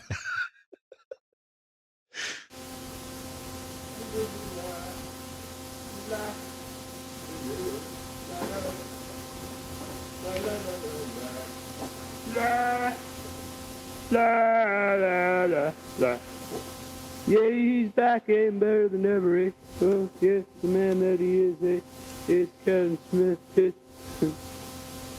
Yeah, so I'm like trying to get all ready. Dress for that thing. I'm singing a song about everything I'm doing. I'm that character that Amy Poehler used to play on Saturday Night Live. The little girl that would run around and be like, "What are you doing?" And shit like that. Is the irritating little kid. That's who I am. I'm literally making up songs, talking story songs. I love our cat. Fucking dad just like, fucking shouldn't have said it. Who the fuck do you think you are? Dr. Demento in there? Grace! He's telling me he's not Dr. Demento! Well, he could be if he wants. No, he can't! I won't let him. Yeah. I hate that shit. I hate that shit. I hate Canada. I hate New York. I hate the sex we had 14 years ago. Just because you wear a top hat doesn't make it wacky. You leave Dr. Demento alone, Day. Grace, he's defending Demento. I won't talk to it. I hate that shit. You know how I feel about that. I mean, stereo for my birthday, man. That's pretty cool. A brand new stereo. And that's what I'm recording off of it. It's doing pretty good. Oh, so I'm wrong. It wasn't a fucking tape recorder. I say I got a brand new stereo for my birthday, perhaps an early rack system. Early rack, the first iteration. And I've jacked a first iteration of the fucking rack system Mark 1, if you will. Yeah. And I put a mic in, and Or I'm taping into the built-in fucking mic, which is just grabbing an all-room ambiance. And I remember it was a tabletop model of a stereo, so maybe that's where the microphone is just built into it. I don't even have the other tape recorder with the mics hanging out of it or something like that. It's deep. But, what else can I tell you, eh? Except life's going pretty good, eh? Based on what I heard. I don't know if I come to the same assessment as this young fella. Hello there, young fella. Singy young fella. Yeah. I got another song to sing you. You're a loser. I was like, It's called Put On Your Shirt.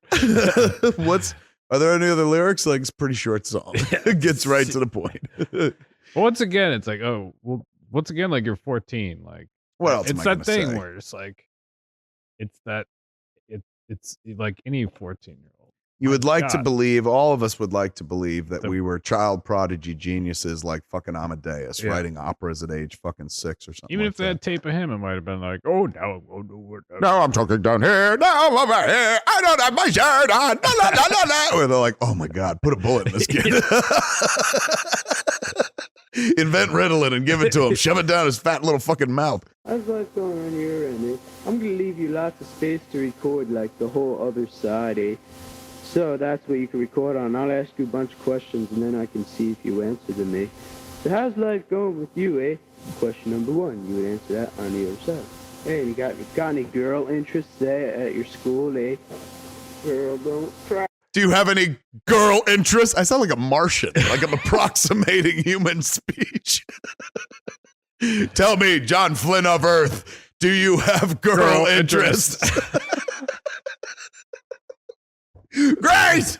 He's talking like fucking War of the Worlds and Danny Ocean still again. He's talking like Nico Klaatu. Grace, it's close to that Dr. Demento shit. You know how I feel about that, Grace. don't get within arm's reach. Tell me that you need me. Girl, don't cry. And tell me nothing's wrong. I'm serenading him with little Huey Lewis in the news. That's why I'm just like,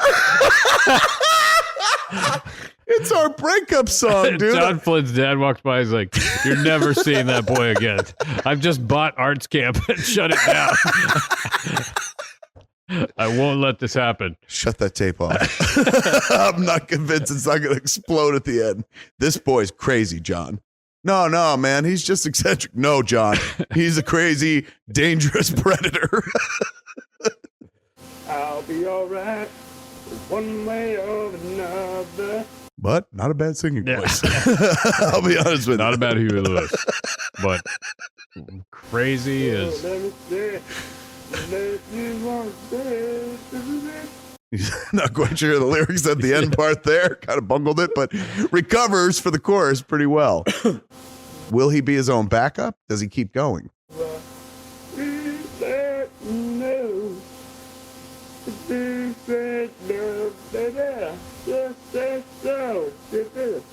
Sorry, I got into some singing.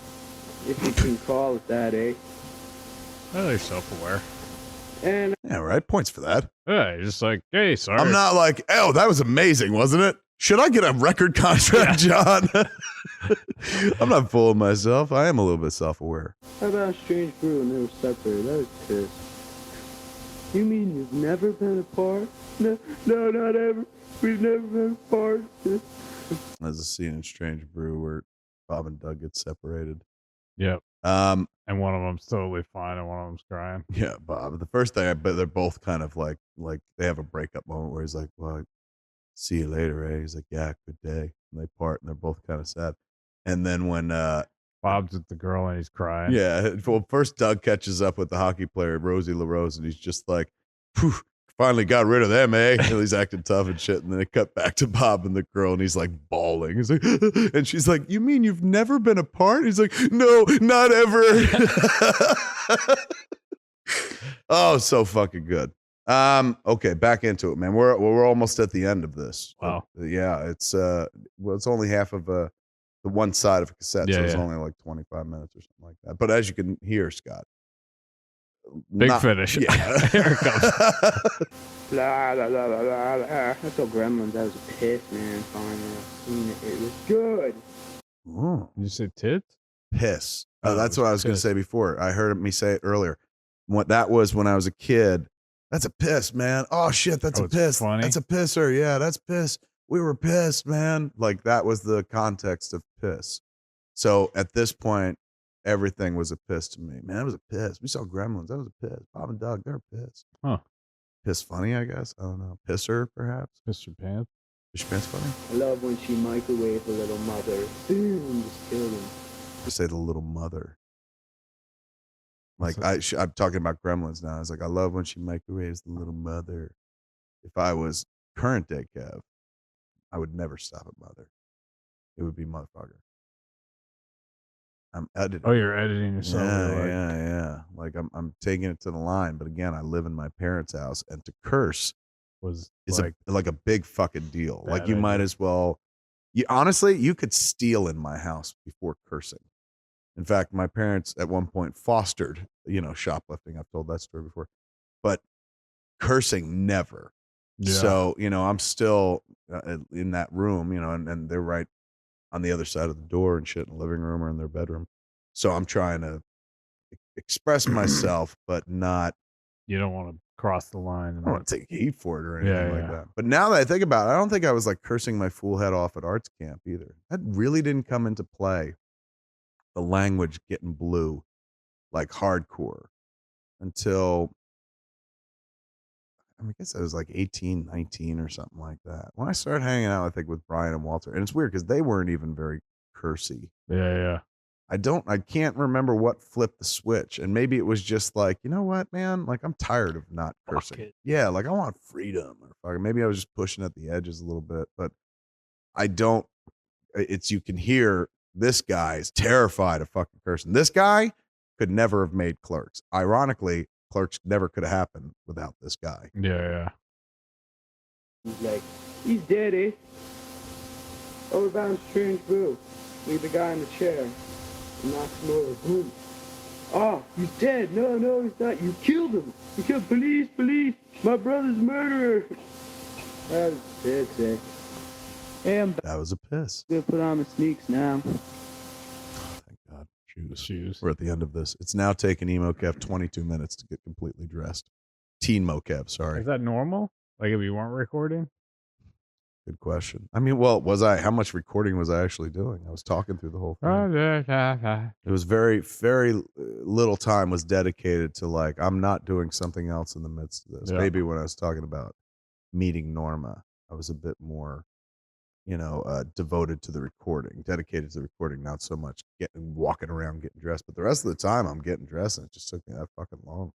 Doesn't take me well. Now it takes me long because like I got a shower and I'll lay down on the bed in front of a fan and dry off for a little bit before I'm getting dressed. But it's taken him an awkward amount of time to put himself together. Wow, I'm running late this morning because I'm doing this cassette. Sorry, faulty. Well, I'm gonna start signing off now, eh? So, right back soon, eh? And, you have a beautiful time, eh? I have to go and pick up Norma, eh? And do a little swap and spit, eh? So I'll check you out in the future, eh? See you later. Take off, eh? Right off into the sunset. I forgot to do the theme, eh? Here you go.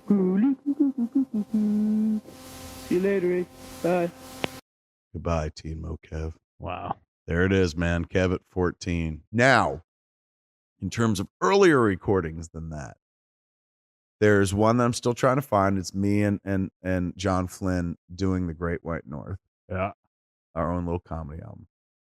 And other than that, I think in the same cassette case that I've got to dig out, is the earliest audio recording, earliest podcasting by a young Kev Smith, 4 years old, trying to sing Monster Mash. Wow. I know that tape exists somewhere, man. I don't know where I'm still trying to track it down. But one day, I mean, believe me, it's not fucking earth shattering. There's no, as fucking boring as TeenMo Kev is.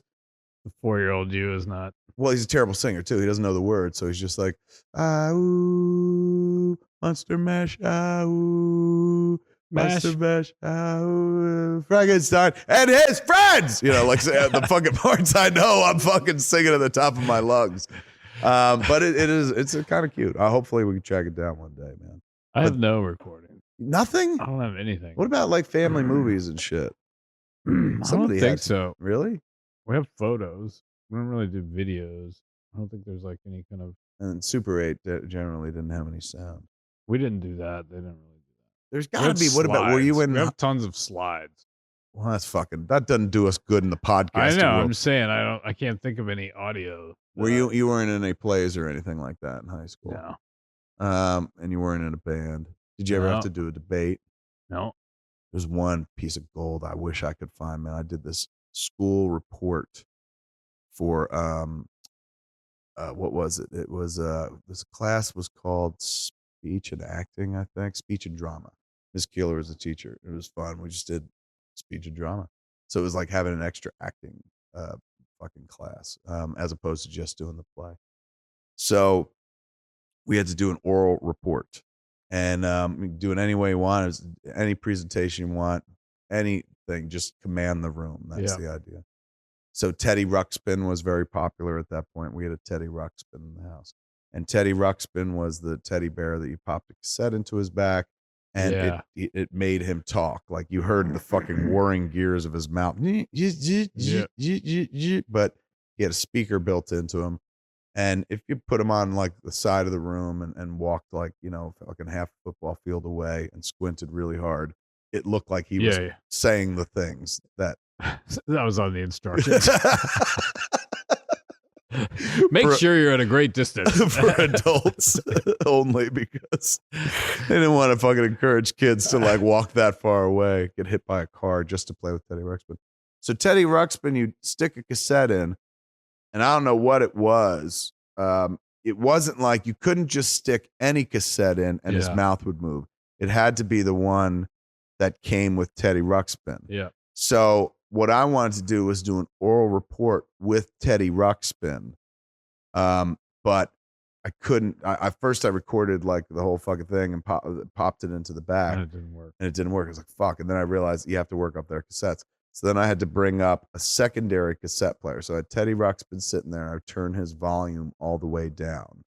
And then I had to hand sync this shit up in front of the room, start his tape and the tape that I had at the same time, and basically like wrote lyrics and dialogue to fit into his mouth with the tape, and based on the timing. So the song that it began with was Your Friend. It was your friend, that's what I'd like to be.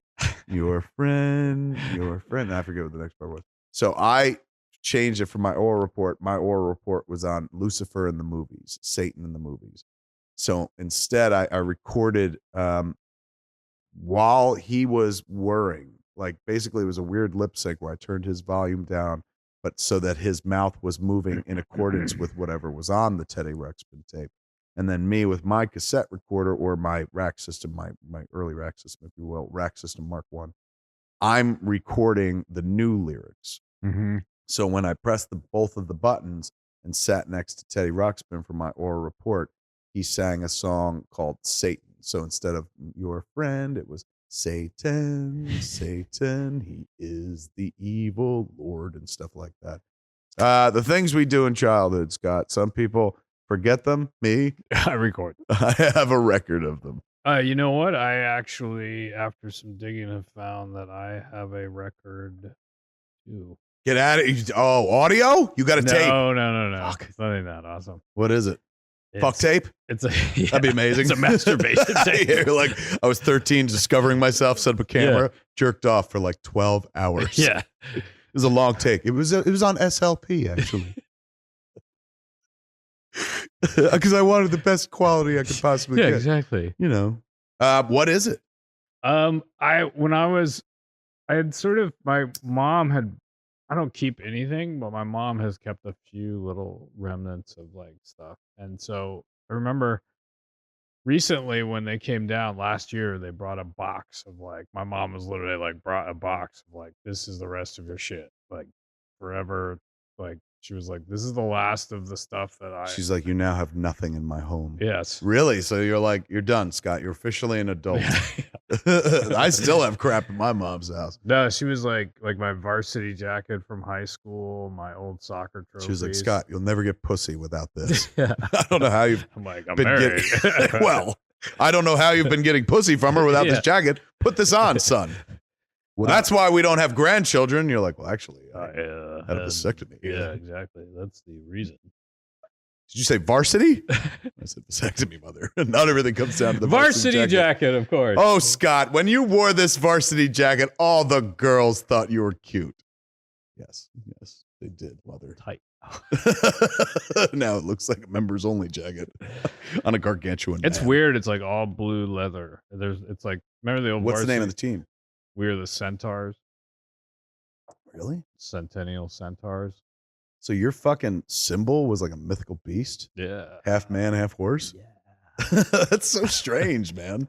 Like more normally, like our team was like the Henriettes and Admirals, and you got cougars and fucking bears and all manner of animals. But Canada was like, we were the Centaurs, and then the other high school. I was supposed to go to one high school, but then I switched, and the other high school, I believe, was the Moody Blues. I think they were called the Blues. Get out of here, really? I thought they were. Canada was like, we're going a different way. It's like they always call things animal names down south, but up here, we like the Moody Blues. Hey, what do you guys all think about magic creatures? Yeah. What about fun? Like, what about it? Like, that's the name of the team. Port Moody Funs. Port Moody Funsters? Or no, Centaurs? I said fun. It's 3 times the fun. A funster is someone having fun at your expense.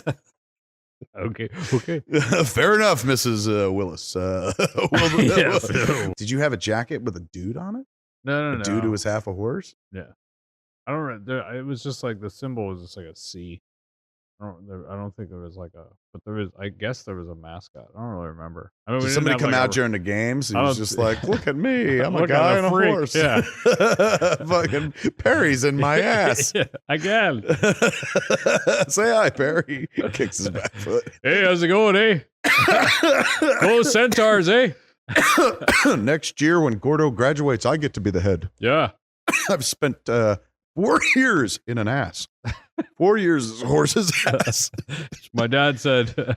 He said it looked great on my college transcripts. And now that I think about it, he's the horse's ass. Yeah, fuck Dad. I've wasted a lot of time with my face in the ass of another man who is pretending to be the human side of what I am. I'm not a centaur. I'm troubled.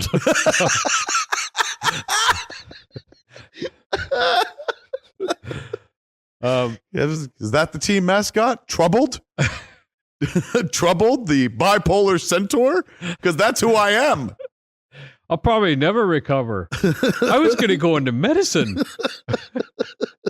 A doctor. You know what I'm into now? Asses. Yeah. Because that's all I've been looking at for 4 fucking years, man. When in Rome. So anyways, when I left there, I moved at 18. At 18 years old, I moved down to Orange County. Okay. And I'm living in Newport Beach, and I get my first computer with a dot matrix printer. And so it's a 1-page printed from a dot matrix printer. It's 1 page, and it's not multiple shows worth, but it's 1 page, and the title of this thing is Things to Do Before I Die. Your bucket list? Yeah. How old were you when you wrote it? 18 years old. Oh my God. Oh my God. That's gold, dude. 18-year-old Scott Mosier's bucket list? Yeah. It's super weird. My mom gave it to me, and obviously I picked. She gave it to you. She's like, you accomplished none of this. Yeah. Way to fail. Yeah. Guess what, Scott? You never did have sex with, I was trying to think who was fucking famous. Catherine Bach.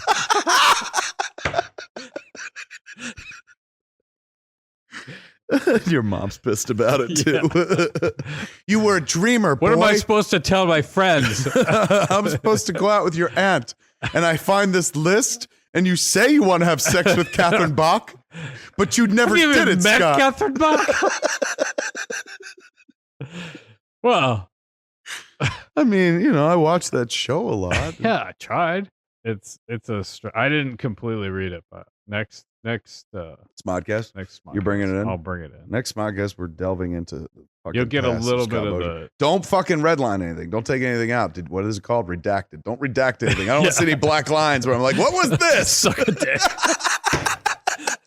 It's just suck a dick 20 times down. I'm like, I just edited out the repetitive stuff. It's like fucking Jack Nicholson in The Shining. The only one that's readable is Get a Good Job is somewhere at the bottom of the list. The rest is a series of black lines. It was something that rhymes with, you know. Suck a dick, see a dick, hold a dick, love a dick. Snuggle a dick. And then it just says dick. 6 pages. And I left that out because it's not so much a bucket list as it's a dick list. Yeah, it's just a poem. Which was my nickname in high school. They called me Dick List. And a lot of people thought it meant Dick List. Dickless Mosier. But it really was Dick List because, my list got out. And high school was so bad for me. But now I could look back at it and laugh. Bring it back, kids. Come on back next week for Smodcast, man, when we delve into Scott Mosier's hidden past, secret past, man. Shrouded in mystery starts coming to light. Yeah. This is like I don't like. I was gonna say this is like when they took fucking Judge Dredd's helmet off, but they never did that. So this is like that. This is like getting under Judge Dredd's helmet and shit, seeing that he's fucking Scott he's Mosier. fucking 18-year-old idiot. Yeah, it was just like I love cock. Yeah, I love boners. Can I put my helmet back on? Yeah, like please do. Yeah, that wasn't worth it. Boy, you were something of a badass up until then, but now I'll never fucking get that voice out of my head. You asking for cock. You're the law. I got a new law. Yeah, the law of fucking love. When I say love, I mean oral. When I say oral, I mean dick in a mouth. In a mouth. All right, I'm gonna put my helmet back on. Yeah. Or I could leave it off. Yeah. If anyone's experimental. I mean, my mouth. Tonight, one night only. My new name, Judge Head.